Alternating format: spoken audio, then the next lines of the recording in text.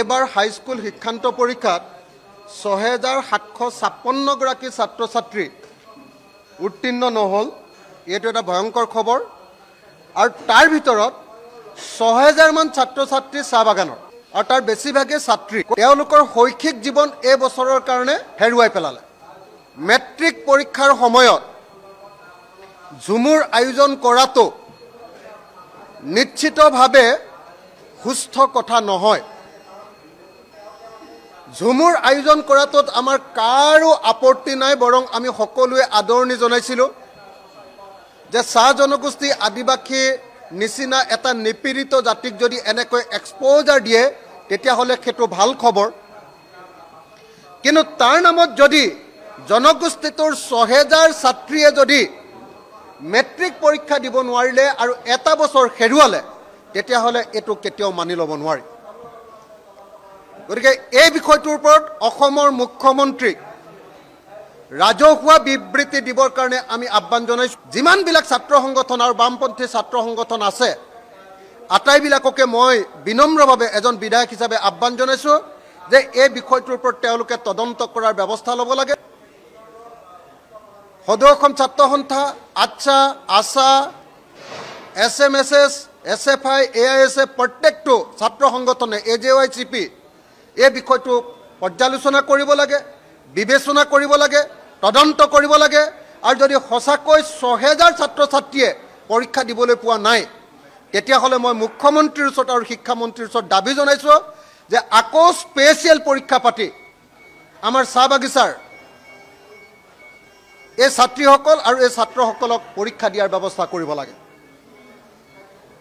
উৎসৱৰ নামত, প্ৰধানমন্ত্ৰীক তেল লগোৱাৰ নামত যদি চাহ বাগিচাৰ ছাত্ৰ ছাত্ৰীসকলৰ ভৱিষ্যত ধ্বংস কৰি দিয়া হয়, ভোটৰ নামত আদিবাসীসকলৰ ভোট পাবৰ কাৰণে, চাহ জনগোষ্ঠীসকলৰ ভোট পাবৰ কাৰণে শ্ৰমক সৃষ্টি কৰাৰ নামত যদি ৬০০০ ছাত্ৰ ছাত্ৰীৰ ভৱিষ্যত ধ্বংস কৰি দিয়া হয় এইটো কেতিয়াও মানি লোৱা নহ'ব।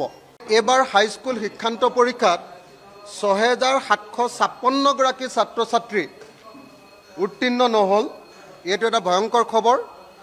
আৰু তাৰ ভিতৰত ৬০০০ মান ছাত্ৰ ছাত্ৰী চাহ বাগানৰ, আৰু তাৰ বেছিভাগে ছাত্ৰী। তেওঁলোকৰ শৈক্ষিক জীৱন এই বছৰৰ কাৰণে হেৰুৱাই পেলালে।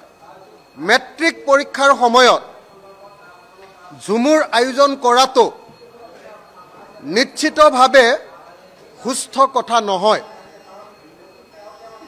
ঝুমুৰ আয়োজন কৰাটোত আমাৰ কাৰো আপত্তি নাই, বৰং আমি সকলোৱে আদৰণি জনাইছিলোঁ যে চাহ জনগোষ্ঠী আদিবাসী নিচিনা এটা নিপীড়িত জাতিক যদি এনেকৈ এক্সপ'জাৰ দিয়ে তেতিয়াহ'লে সেইটো ভাল খবৰ।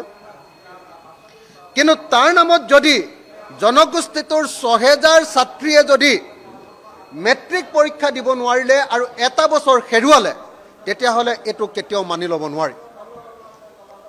গতিকে এই বিষয়টোৰ ওপৰত অসমৰ মুখ্যমন্ত্ৰীক ৰাজহুৱা বিবৃতি দিবৰ কাৰণে আমি আহ্বান জনাইছোঁ। যিমানবিলাক ছাত্ৰ সংগঠন আৰু বামপন্থী ছাত্ৰ সংগঠন আছে আটাইবিলাককে মই বিনম্ৰভাৱে এজন বিধায়ক হিচাপে আহ্বান জনাইছোঁ যে এই বিষয়টোৰ ওপৰত তেওঁলোকে তদন্ত কৰাৰ ব্যৱস্থা ল'ব লাগে।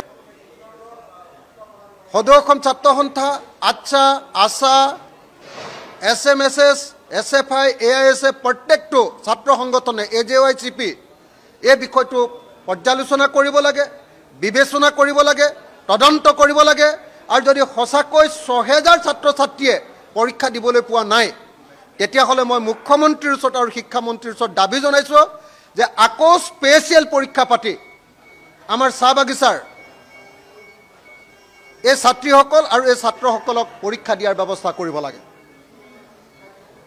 উৎসৱৰ নামত, প্ৰধানমন্ত্ৰীক তেল লগোৱাৰ নামত যদি চাহ বাগিচাৰ ছাত্ৰ ছাত্ৰীসকলৰ ভৱিষ্যত ধ্বংস কৰি দিয়া হয়, ভোটৰ নামত আদিবাসীসকলৰ ভোট পাবৰ কাৰণে, চাহ জনগোষ্ঠীসকলৰ ভোট পাবৰ কাৰণে শ্ৰমক সৃষ্টি কৰাৰ নামত যদি ৬০০০ ছাত্ৰ ছাত্ৰীৰ ভৱিষ্যত ধ্বংস কৰি দিয়া হয় এইটো কেতিয়াও মানি লোৱা নহ'ব।